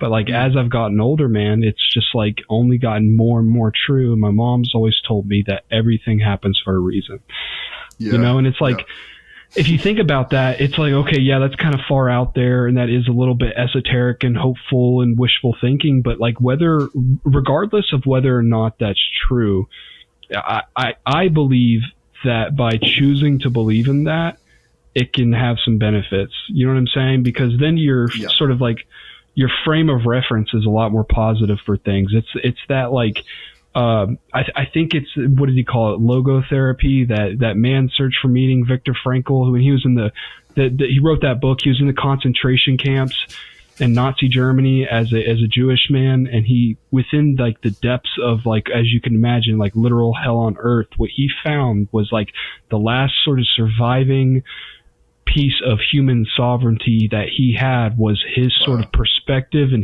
his attitude that he got to bring to the table, you know. And I think he coined it logotherapy, I think, you know. But yeah, I think that, and I've kind of just like rambled on here for a minute, but no, totally. Perspective. Yeah, it's what it is. Like, it's scary to say, because I know that as soon as I see like somebody close to me die, you know, emotionally I'm going to feel completely different. And I feel also, just because, you know, you can meet things with radical acceptance doesn't mean that you can't strive for a particular outcome either. Like, I would still work towards helping people learn to love each other over hate each other. You know, I think that we're pushing, you gotta, you know, I push for an outcome that you want and trust that you feel that way for a particular reason. But at the same time, I always think of that like monk who like is just sitting in a lotus position while he's like burning alive, you know. And I think there's a level of acceptance that you know, is just like so beyond this, so achievable, and really can make everything seem okay.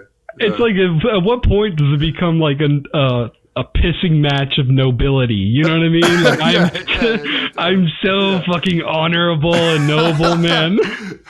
It can get absolutely ridiculous. And yeah, I do think another aspect of this, and something that I think is super important to talk about, since we're a part of this sort of like new agey psychedelic community, is the aspect of like sacred aggression, right? Like, in terms of like, I do believe there is times and places for your sacred aggression. You know what I'm saying? Like, I'm genuinely like one of the nicest people you'll ever meet, and I give everybody a chance. But like, God forbid, the few times where I've been in scenarios where it's like I have legitimately had to like protect myself or protect somebody I love. Like, I feel like that was a sort of that instance of aggression was like done in a sacred manner. Do you know what I'm saying? Because it was, yeah. And I remember like what sort of like flipped that switch for me there with being able to like look at it that way was, I was reading like the Rig Vedas, you know, like those ancient like Vedic Hindu scriptures.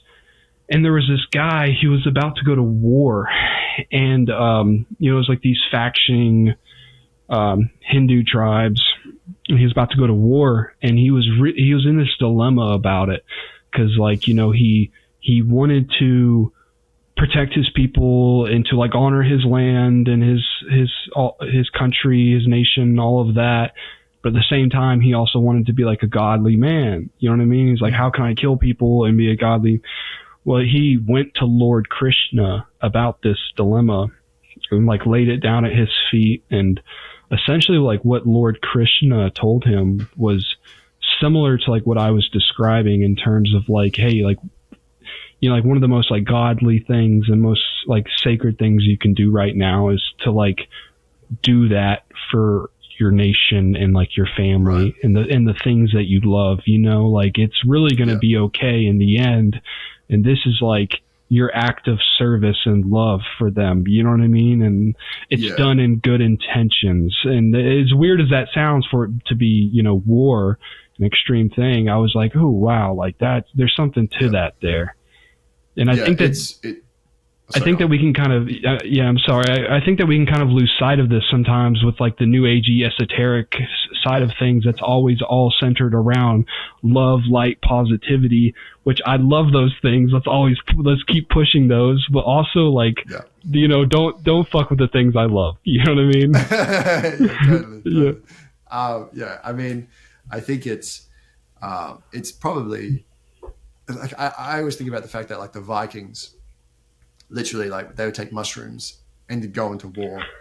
You know what I mean? And I think to myself, like, what was their higher truth at that time? Like, what was their machine elves and what was their God and source consciousness telling them? You know, it's obvious that like it's probably the case that there's not like the messages you get from this thing that feels like objective truth is very time dependent and is very just kind of dependent on the society you're in, the time you're living in, and it can change and depending on what you need to do. And right now it is the case that if we did all kind of lay ourselves to love and peace and harm nobody, there would be forces that probably would take advantage of that. And so as of now, like I practice martial arts just to like, I mean, it's fun as, I enjoy it a lot, but also I like the idea and I like the confidence of being able to walk with my girl around the city and just know that like if anything goes down, I can protect her if I need to.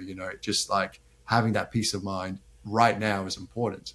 Right now we do need a level of aggression to keep the things that are important to us preserved and alive. Yeah, no, and like, by doing that work up front and choosing to suffer now rather than like suffer later, and train yourself in that way, like, yeah, you do get to carry yourself like that because you're not like trying to project this thing that you actually aren't because of insecurities that you've buried and stuff like that. And like what you were talking about there about like the sort of like socio like cultural impact that can have on a psychedelic experience or just an experience in general, but these sort of experiences that you have with psychoactive substances, that's something that is super interesting to me because I think this like there's all sorts of instances of this. And one thing I've thought about is like, if you think about it, up until now, like everybody who's operated in this space has operated in a world where psychedelics have been tied into like this sort of like countercultural movement and this very taboo thing and the black market. And now we're stepping into the new agey world where it's more, it's not taboo. It's accepted in mainstream society. It's becoming legalized and decriminalized in certain places. And it's going to become more of a normal part of culture, and so I wonder like what effect that's going to have on people's experiences by themselves. Because if you think of something like weed, man, right? Like weed is a lot different experience in like a state where they can still throw you in a cage for doing it compared to like, whenever I was in California, it's like you can just like smoke weed with the homeless people and like out in the open, and it leads to a different, like that sort of like cultural impact there of like either having to be paranoid about your use and it being this like wrong no thing, whereas it being this openly accepted thing has a direct effect, I feel like, on the weed experience. And so when you amplify that with something like the psychedelic experience, I wonder what that's going to be like, because there is something special to me. And I'm all for legalization, decriminalization. Like, let's get there, But there is something special to me about being part of the counterculture in a way too. I get you, dude. I totally get you. I feel like all my life I've always kind of been attracted to kind of counterculture and like kind of what's taboo, even like the films I used to watch when I was in high school and like the short films I do for media, very taboo and very like, countercultural sort of stuff. So as it is, I 1000% want it to be accepted in the mainstream, but there is still also like a part of me that's like, oh man, like it's whole identity and who I am is got to completely shift, but I think it will be a good thing overall. I mean, and will be a good thing overall, but I think the trips themselves hopefully should stay the same for the most part. I reckon it's probably going to be the case that they'll be integrated more, like people's trips maybe won't go as like, this is pure like speculation, but I feel like they may not go as deep or as intense as often, but they will be more integratable into sober reality. So it's going to be like the psychedelics will probably take more of like a weed, like acid and mushrooms will feel more weedy than they do right now. You know what I mean? And then and then DMT will be that thing that people take to go meet God. But yeah, it amazes me. Like even like outside of drugs, sex, it's like in our culture right now, it's still really like a taboo thing. You can't, like, if there's any sex in a film, it's coined a porno and it's not going to be seen by the mainstream audience. And so I feel like with sex, a lot of people actually like use it almost like shadow work because they associate it with something that isn't accepted. They start having these like forbidden desires come up when they're having sex, and that amplifies the act itself, But if we all kind of accepted sex and it was just this part of our culture, this part of the, our thing, it wouldn't feel forbidden. And that that relationship with that intense euphoria would completely change. So it's going to be the same with acid and stuff. Because I do think also, even the euphoria, when I think about it now, it's like we're kind of taught as a culture that you have to work really hard to receive pleasure. So it's almost like something that gives you intense euphoria in and of itself without doing any hard work has to be kind of wrong. I think that might be maybe a reason why like sex is kind of a little bit taboo right now. And maybe psychedelics will also have that part. But as we learn that we need to do more work with it to integrate these lessons and that there is a lot of hardship to it, I don't know, maybe that euphoria will fade. I don't know. I'm just rambling. I have no idea. Yeah, no, I mean, when you look at like I know you don't have a crystal ball or anything, but when you look at the implementation of these psychedelic drugs into mainstream society, like where do you see that going in the next like 30, 40 to 50 years? Do you think it's going to lead to a state, like a utopian type state? Do you think it's going to accelerate art a lot? Do you think that, I mean, I guess like that's a very, once again, another very loaded question for you, but it's like, where do you see the future of psychedelics intertwining with humanity? And I mean, because one thing that is constantly on my mind is like, yes, while this is a very like fast moving, intriguing field, and I think it's going to have like a massive impact, and as it should, like I also just like, dude, like with AI and shit, it's like, what is the world going to be in 30, 40, 50 years? Exactly. Yeah. I have no idea. I have no idea what it's going to look like, but I think it's hard to say because my trips, man, like it's weird. I was doing a podcast with somebody recently, and she was talking about how she did like an insane dose. She had like 30 tabs, and she did 30 tabs with her boyfriend, and she was talking about how her experience was so different. Like the outcome of her trip was so different to her boyfriend. He went into a psychosis or something like that, and just became like way too in his head. Was full of all these negative emotions, while for her it helped her deal with some like trauma that she'd been processing and put her on the path for like enlightenment. So it's really hard to guess what's going to happen, but if I had to, I would imagine that for the most part people are going to be learning about themselves way more, and I think that it's going to be a lot less man, it sounds so new agey, but like a lot less masculine energy. I mean, it's not going to be less masculine energy. It's just going to be like less, domination of the world. And, people are going to be trying to conquer their careers way less. And they're going to be like, the ego is just going to have way less power. The way I look at the ego is it's kind of like training wheels for who we're meant to become, because it's like once upon a time we needed religion. The idea of like somebody looking over your shoulder, you needed that idea to compel us to do the right thing. And then as religion has kind of fallen aside, at least in like its role in our society, the ego is kind of taking over. And the ego is telling us, hey, we need to attain success and money and be like, the biggest most famous person in the world. But it's like, in order to do that, you have to provide goods and services to your community. You have to be, in some way or another, for the most part, a good person to be able to achieve what the ego wants. It's not perfect. This is why it's training wheels, because a lot of people, will do the wrong thing to attain the ego's desires. But for the most part, most of us are doing something good in this world to achieve it. And I think the psychedelic experience being mainstream is going to help us push the ego aside, help us realize, okay, we can do the good thing, the right thing, because it's the good thing and the right thing. Like, we don't need to do it to, tell ourselves we're the best. Like, we're all connected to the source consciousness. We're all the same thing. None of us is better than each other. We're all meant to be having the experience we're having. Let's just do the right thing for one another for that reason. So I think it's going to increase our empathy for one another. I think we're going to be way less based around consumerism.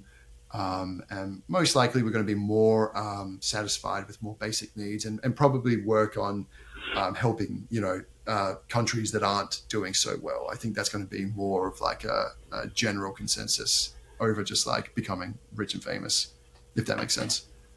Yeah, no, I think it's definitely going to lead to like this massive sort of like reordering of people's priorities on like a sort of on a sort of like mass scale. You know what I mean? I definitely think that is a big part of this. I don't. When I look at it, man, it's like when I look at like, okay, AI. Sorry to bring this up again, but it's like when we talk about God in like the simulation and things like that, and like this sort of like consciousness field and internet of consciousness, things like that. And then I look at like the path that we're on. It's like, all right, given like, unless like we destroy each other first, or like a meteorite destroys us, like we're going to eventually like reach a point where we create something that is like similar to like a god. You know what I mean? If you think about like creating some sort of like technology that can simulate universes and simulate realities that are indistinguishable and or more realistic than this one, that we can plug our consciousness into, and like and then it makes me think about like, okay, if that's like a path that we're on, then there's a possibility that that's like where our reality stems from. And like there's a lot of like simulation theory out there, and there's that feeling sometimes with psychedelics that some people can get of like breaking out of the simulation and weird things like that, and the Truman Show effect should know you're aware of. And so if you extrapolate this out, it's like, okay, and then so like, did we come from one of these like God created things from another reality? And then it's like, all right, so is this just a cycle that repeats itself throughout the universe in a way? But if that's the case, it's like, what's the original reality that started it all? Okay, the Big Bang, I don't know. But our sort of like advancement with like our human race, I don't know. I think it's going to help a lot of people, man. I think that because like, I think one thing that's becoming evident and more people are waking to is that they're miserable. You know what I mean? Like, I think a lot of people are unhappy, dude.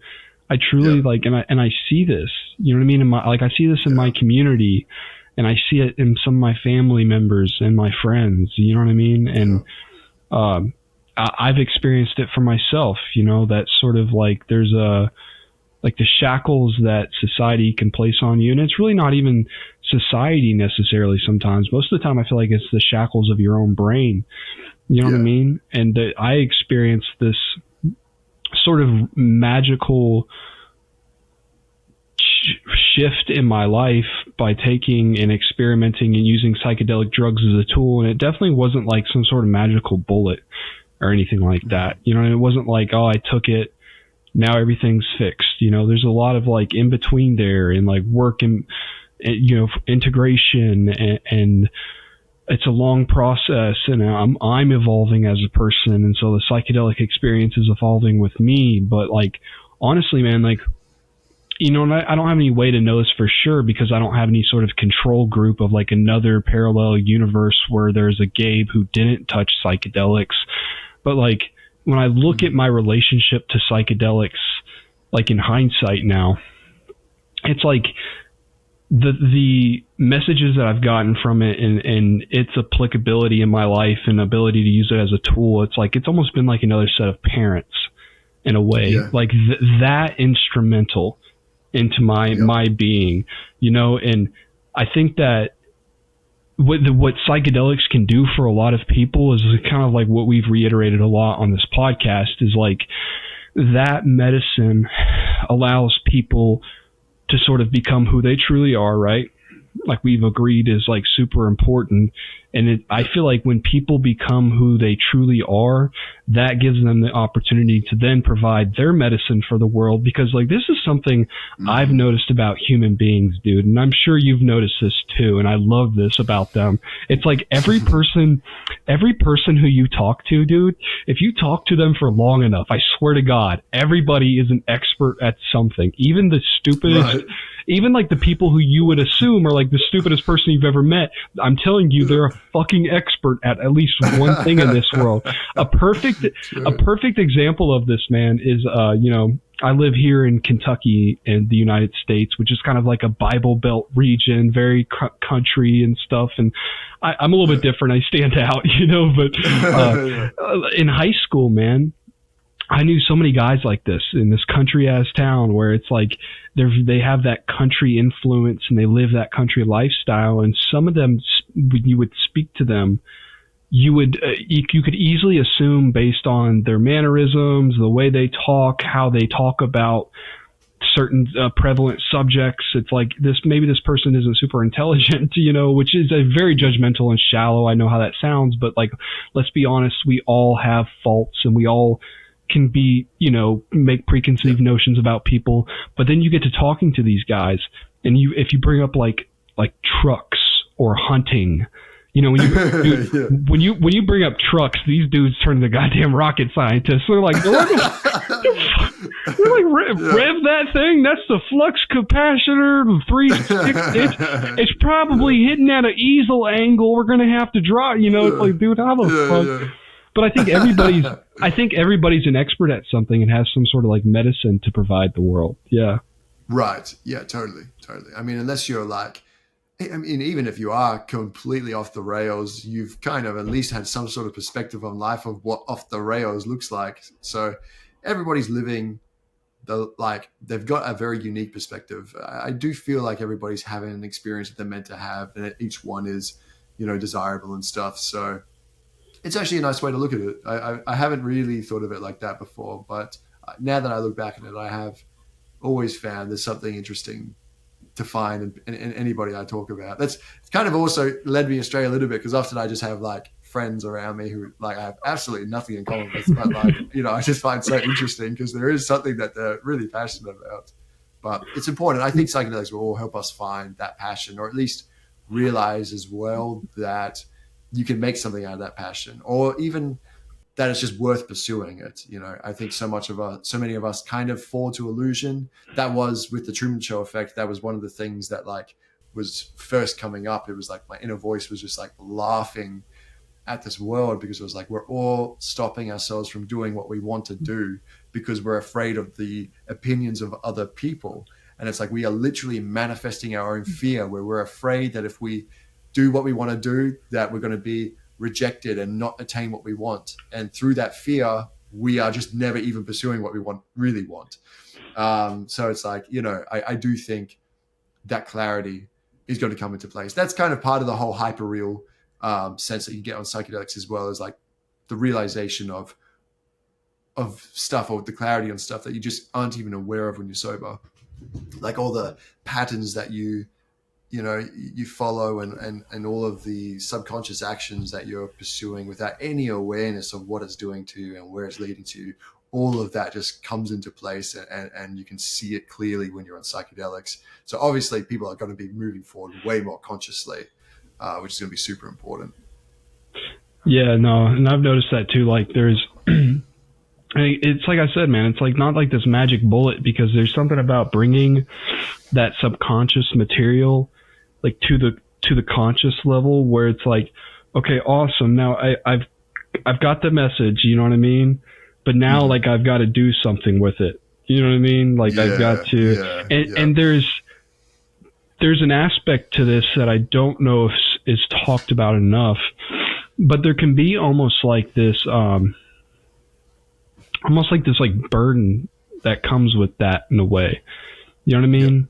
Like in terms of like, it's like, okay, now, before it was like true ignorance in a way, but it's like, well, now I know better, you know? So I know, like, I've got to do something with it now, and it's not always easy work, you know? No. Yeah, exactly. I mean, especially if you've got a lot of toxic mechanisms and stuff, and you've never really thought about like what you're doing and how it's affecting other people, and you see it for the first time. Like, it's, you know, obviously the awareness is going to have a ultimately positive effect if you know, that's why you should work towards it. But I mean, I can imagine the amount of suffering somebody would have if they were a toxic individual causing a lot of harm around them or even to themselves. And all of a sudden they see it and they're like, oh man, all these things I love doing, I can't do them anymore. Like, or at least if I do it, I'm going to be aware of like the suffering I'm causing. Like, this sucks. So but I do think it's also like, this is happening at the same time as like AI is becoming a major thing, and AI is probably going to function in a similar way, where it's going to have like a highly advanced pattern recognizing ability, and it's going to be, you know, we're going to be asking for advice on how can I achieve this, what do I need to do this, and how can I be happier, and it's actually going to lay out a very specific answer, and you can be like, fuck, like this sucks.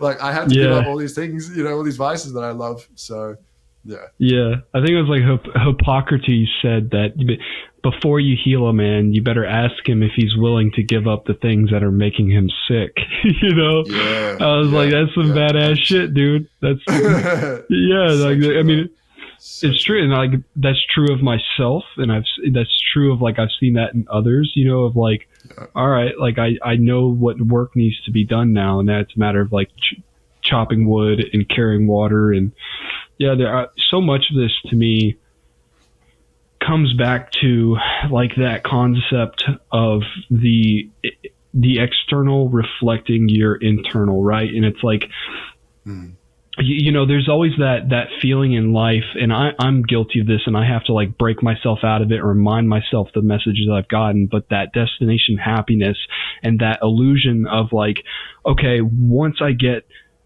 achieve the success and like do all these certain things, then I can like allow myself to be happy. Like, then I've made it, you know? And it's like, I came to the like realization a long time ago, and it's something like I'm continuously integrating and reminding myself of, is like, actually, I think the most efficient way to do it is to like find peace and equanimity within myself first, and then like all those things that I desire and want to do and manifest, like that's going to like come about like more naturally. You know what I mean? And then like this is something that like and it's like, okay, so it's like, how do you implement that? How do you work on that? One of the biggest aspects of that to me is just like general mindfulness and sort of like that radical acceptance that I was talking about earlier.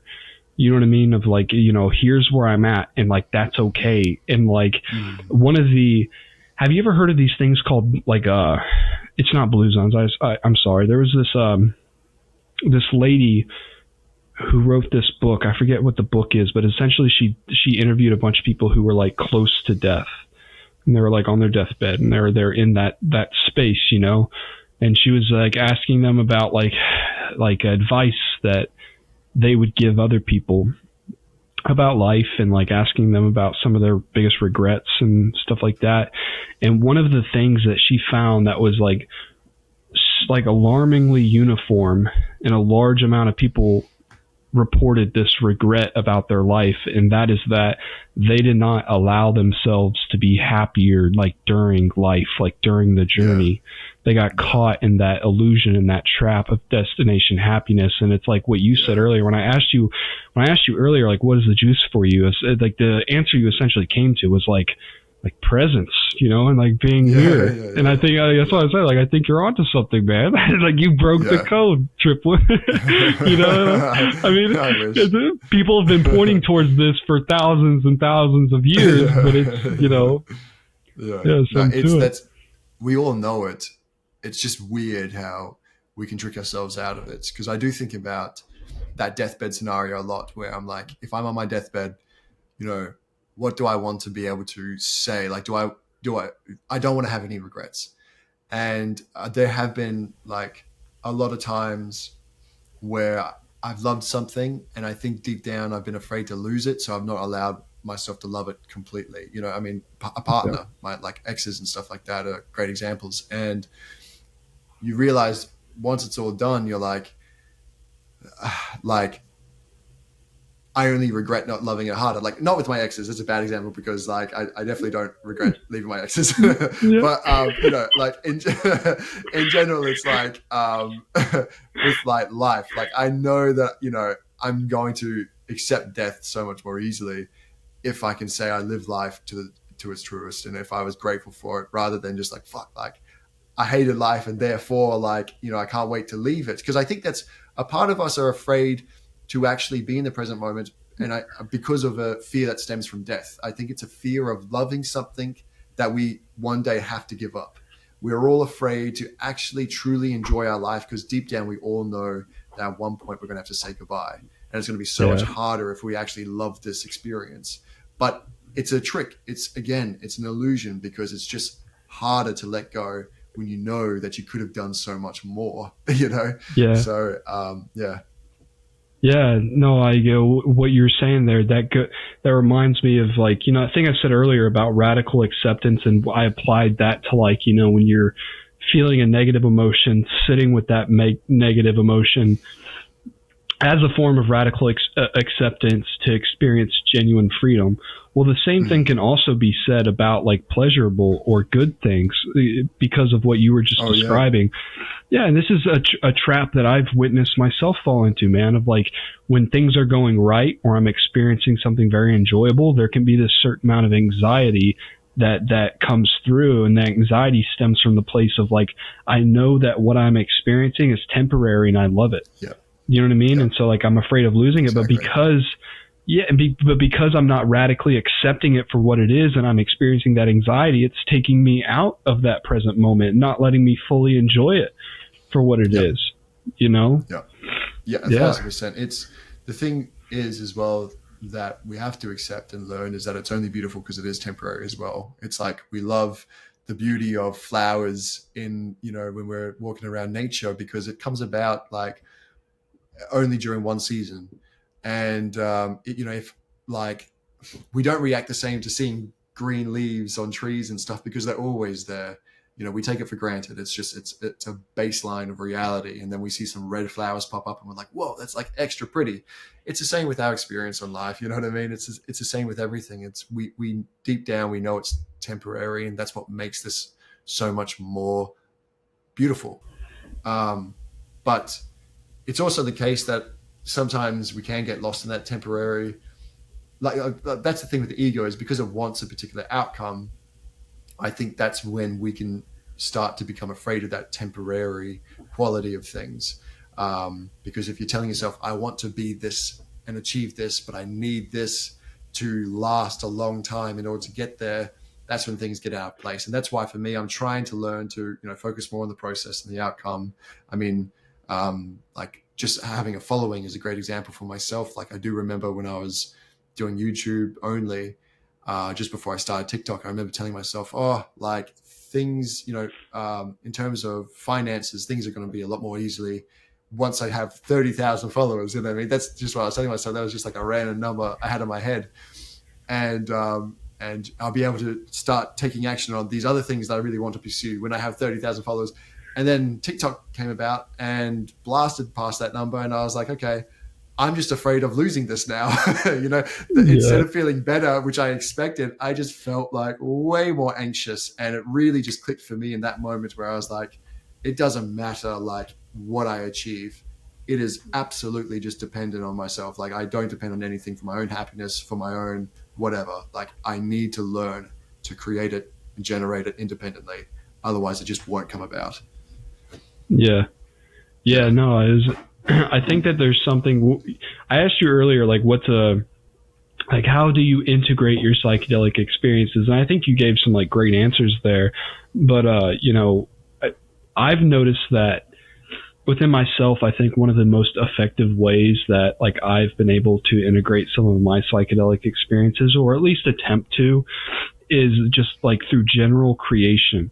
And whether that be like a podcast like this, a YouTube video, I like to paint, you know what I'm saying? Just like there's something about that act of creation that even outside of like the whole psychedelic integration stuff, just like creating stuff, I feel like is very good for my mental health, and like, I've my mentality towards creating things has really like taken this shift in the past like half a year to a year, where I've realized like I don't need to be worried about success, like you're talking about, in like certain numbers or metrics, or that I guess what it all boils down to is external validation, right? Like I don't need to be worried about that.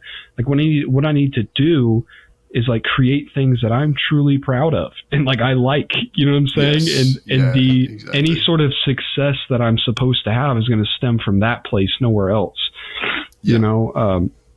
And that's just like, so I've noticed like a big aspect of integration, at least for me, is creation. And there's this funny correlation that you can see between people who take psychedelic drugs and artists.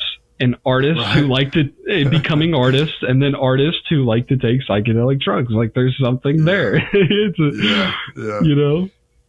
makes sense as well, I guess, because like the artist's life is definitely countercultural in a way. Because like when you have like on the highest pedestal for most of society, financial success. Being an artist is not the best way to get there. But like for myself, before I started taking psychedelics, and that was like what I wanted to do. I loved film, even though I like wasn't doing anything with it. I was a nihilist. So for me, I didn't want to do anything. But like if I had to do something, I would have like tried to do film. So it makes sense that there's a correlation. But I think also like there's something about like putting so much effort into creating something, putting your all into it, and then moving on to the next thing. It's like you create something, you put everything into it, you sacrifice so much, you learn so much, and then you actually have a point where you are done. And at that point, you can either just like, say, this is it, I'm done, I'm finished, I'm just sitting with this, or you can say, it's time to move on to the next thing. And I think it gives you this sense of disconnect from things as well, because the best artists are ones who are like kind of moving on to the next thing, never getting too attached to something as well. But yeah, I know for me, definitely after taking psychedelics, it did tell me to create more and get more in alignment with that artistic mind, which is something I'm finally doing now, which is scary and like way more challenging than I expected, but I am finally doing it. Yeah. Heck yeah, dude.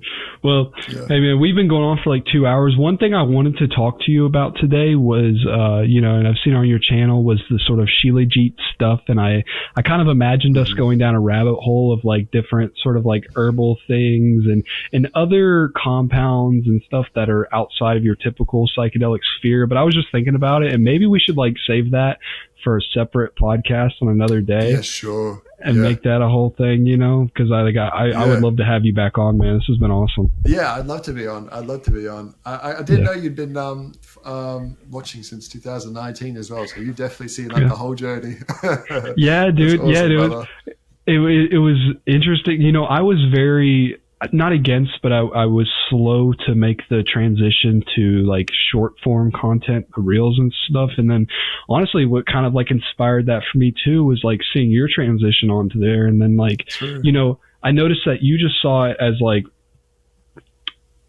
and the reason why I was sort of like hesitant about it is because like these topics that we talk about are so nuanced and there's so much to it. It was like, there's no way I could like fit that into a 3-minute video or whatever it is. But I saw like, okay, like you can, if you do it correctly, you can provide some like genuine value even in that short form sort of way. And so, like I started posting some stuff on TikTok, and like randomly, dude, that's like, I think it was my secret language video. It's at like over 500,000 views, and I've never experienced any sort of traffic like that, dude. I was like, what is going on? I was like, this is crazy. Yeah, I actually love it. For me, I was not opposed to it, but kind of like I didn't know how I'd make it work at first. But then I realized it's like when I think about how little I know about what's really going on with like psychedelics and the mind and the universe, it almost is just, it seems more apt to just release a video that is like, this is what this experience is. And I don't have time to break it down. You know what I mean? Like, this is just what it is. And you guys can make sense of it. You guys can talk about in the comments what you think is going on, you know? And the more I've been doing that, the more I'm like, you know what, this is perfect. Like, this is actually how I feel. I'll read the comments and learn something. So I love the short form content now.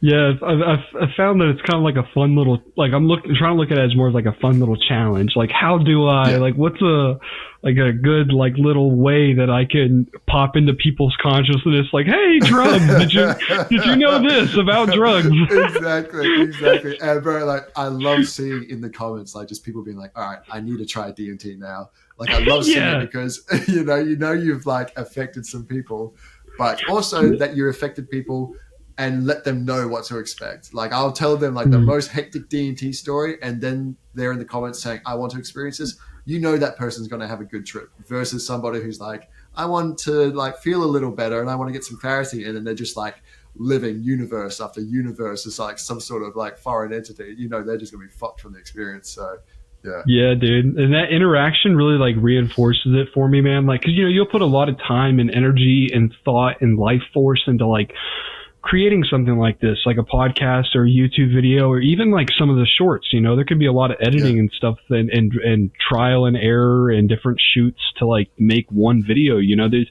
a lot of effort that goes into it, and sometimes you can kind of like start to have that self-doubt. But I found that, dude, like when, you know, I've had like people reach out to me and been like, you know, just like so sweet, dude. Just like, man, like, you know, I love your content. I loved this video, or, hey, like I had this experience. What do you think about that, dude? Like, that is like, you want to talk about like one of my juices of life, like that, dude, like that connection. Like, thanks for watching my content, man. Like, dude, it seriously like warms my heart. It's so sweet. That's awesome, brother. That's awesome. Especially as well, sometimes we forget like the videos that don't do as well as the others. That might be because you're talking about a really niche subject. And when you talk about something really niche, there are people who just like would have never heard it online, and then they see it in your video and they just feel like finally they can relate to something. So it can have like 1,000 views, but like 500 of those people are like, oh my God, this is the best video I've ever seen in my life. You know? So,